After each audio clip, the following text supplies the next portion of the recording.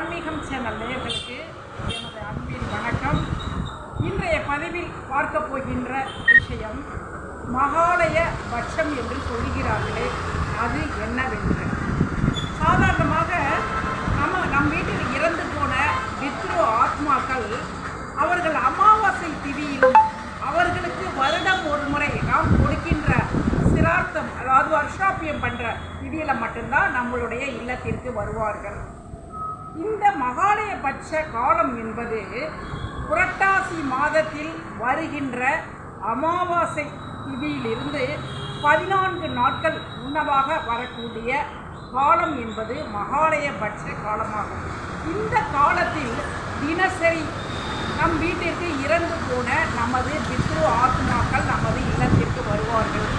நமக்கு அவர்கள் எந்த திதியில் இறந்து போயுள்ளார்கள் என்று தெரியாவிட்டாலும் இந்த 14 நாட்கள் வரக்கூடிய காலத்தில் அவர்களை நினைத்து ஆண்களாக இருக்கிற பட்சத்தில் பெற்றோர்களை இழந்த ஆண்கள், மனைவியை இழந்து போன ஆண்கள், எள்ளும் நீரும் கால்படாத இடத்தில் ஒரு மரத்துக்கு கீழே எள்ளும் கண்ணீரும் இணைத்து அவர்களை 14 நாட்கள் இணைத்து வீட்டில் தீபம் ஏற்றி நாம் அவர்களை வழிபாடு செய்யும் பொழுது நமக்கு முழுமையான ஆசீர்வாதம் கிடைக்கிறது.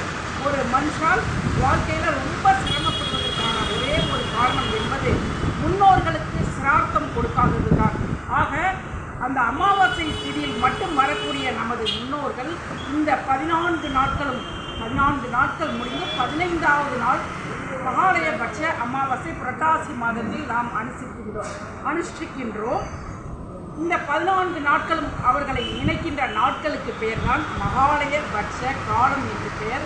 அந்த மகாலய பட்ச காலத்தில் இன்றைக்கு வரக்கூடிய நாள் என்பது பரணி தீபம் ஏற்றும் நாளாகும்.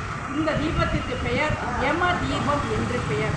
2 அகல் விளக்குகளில் நல்லெண்ணெயை ஊற்றி வீட்டின் முன்புறம் ஏற்றி வைத்து நாம் முன்னோர்களை நினைக்கும் பொழுது அகால மரணம், விபத்து போன்றவைகள் ஏற்படாமல் தடுத்துவிடும். இந்த சக்தியானது நம்மளுடைய முன்னோர்கள் நம் இல்லத்திற்கு வந்து நமக்கு நிச்சயமாக பரிபூர்ணமாக ஒரு ஆசீர்வாதம் செய்வார்கள் என்பதுதான் உண்மை. ஆக இந்த மகாலய பட்ச காலத்தில் இப்போ நடந்து கொண்டிருக்கின்ற மகாலய பட்ச காலத்தில் 14 நாட்களும் நம் முன்னோர்களை நினைத்து அவர்களுக்காக தீபம் ஏற்றி அவர்களுக்காக மலர்கள் வைத்து எள்ளும் நீரும் இறைத்து அவர்களை வழிபாடு செய்து மகாலய பட்ச அமாவாசை என்று நீர்நிலைகள் உள்ள இடத்திற்கு சென்று அவர்களுக்கு தர்ப்பணம் கொடுத்து அங்கு அமர்ந்துள்ள பிராமணர்களிடம் அரிசி, காய்கறிகள் போன்றவற்றையெல்லாம் கொடுத்து நம்மளால் என்ன முடியுமோ அதையெல்லாம் கொடுத்து அன்றைக்கு வஸ்திர தானம் செய்து என்ன முடியுமோ அதையெல்லாம் செய்து நம் முன்னோர்களுக்கு ஆசீர்வாதம் செய்ய வேண்டும். அப்படி செய்வதால் நம் குடும்பம் தலைமுறையாக செழித்து ஓய்ந்து நமக்கு வரக்கூடிய அனைத்து மைனஸும் ப்ளஸ்ஸாக மாறிவிடும். ஆக மகாலய பட்ச காலம் என்றால் என்ன என்பதை புரிந்து கொண்டு நாம் நம் முன்னோர்களிடம் ஆசீர்வாதம் செய்வோம். இதை பார்க்குறவங்க ஒரு லைக்கு, ஷேரு, சப்ஸ்கிரைப் பண்ணுவோம். நன்றி.